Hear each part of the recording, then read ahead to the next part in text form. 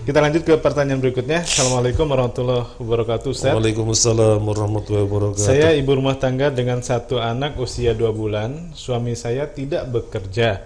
Dia orang yang rajin ibadah. Setiap hari dia mengikuti kajian dan tidak pernah absen. Nafkah sehari-hari dari orang tua saya, dan ini sudah berjalan 2 tahun selama kami menikah. Yang mau saya tanyakan, apa hukumnya suami taat agama, rajin ibadah, tapi tidak bekerja menafkahi saya dan anak? Dia juga lebih banyak waktu untuk ikut kajian sampai malam dan lupa sama anak istri. Ini gimana, Ustaz?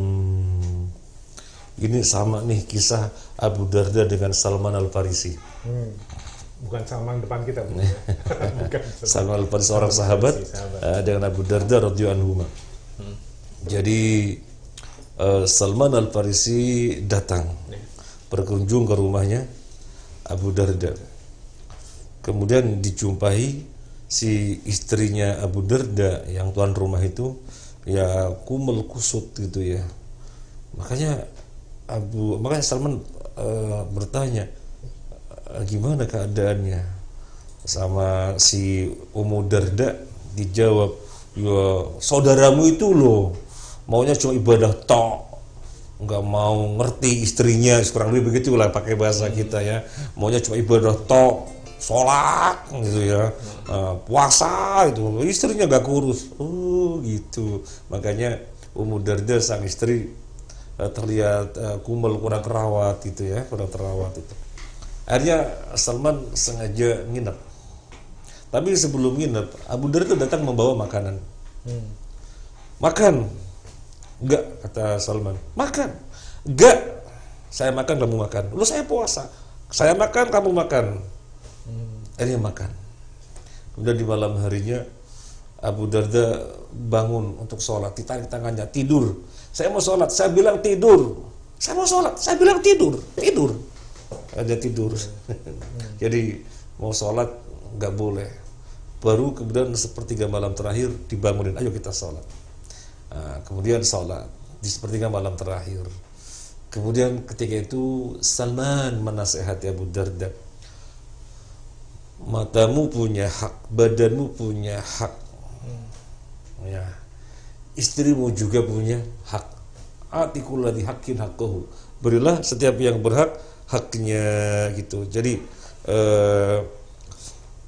kita bacakan ya, kita bacakan ucapannya Salman ya, ini sudah kita nukilkan. Ya Abu Darda, inna li rabbika 'alaika haqqan. Wahai Abu Darda, Tuhanmu memiliki hak yang kamu harus tunaikan sebagai kewajiban. Wa li ahlika 'alaika haq. Demikian juga keluargamu memiliki hak yang harus kamu tunaikan. Faqala Rasulullah SAW, dan Nabi SAW mengomentari ketika mengetahui kejadian itu, apa kata Nabi? Mithla ma qala lahu Salman. Ini yang benar, seperti yang dikatakan oleh Salman. Semangat ngaji, nggak ada salahnya semangat ngaji. Apalagi zaman sekarang pengajian itu sesuatu yang terasing. Kalau konser baru rame. Semangat ngaji silakan, gak ada yang menghalang-halangi. Ya. Semangat ngaji, semangat kebaikan, bermajelis ta'lim, silakan, gak ada yang menghalang-halangi. Tapi harus disadari, ketika kita mengejar suatu kemaslahatan, jangan sampai kemudian menimbulkan kemudaratan. Nah, ketika ngaji mengejar kemaslahatan, tetapi kemudian apa yang merupakan kewajiban dia, yaitu memenuhi haknya istri, haknya anak-anak, menjadi tidak terpenuhi atau menjadi terabaikan, ya keliru, ya keliru, tidak boleh. Jadi kita harus pintar bersikap ya. Ini kebaikan memang. Kalau saya ngejar ada yang terabaikan, nggak ada, saya kejar. Ini kebaikan. Kalau saya kejar ada yang terabaikan, ada, oh harus bagi waktu.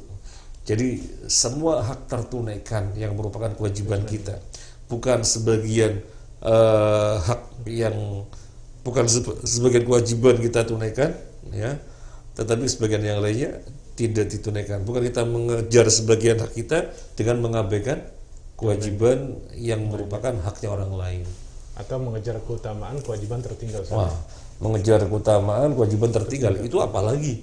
Jadi misalnya mengabaikan istri pada hal yang merupakan perkara-perkara primer, Ya, misalnya untuk kebutuhan harian, belanja Ustaz ya.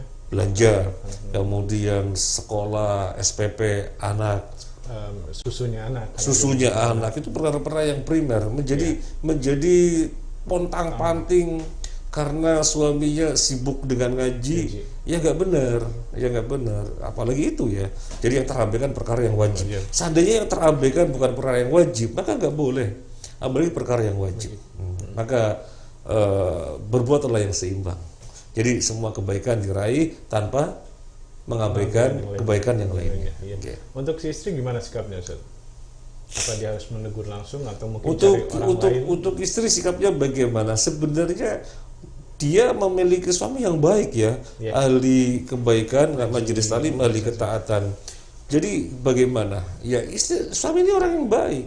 Maka yang dibutuhkan adalah menyadarkan suaminya biar bisa proporsional ya, biar bisa seimbang.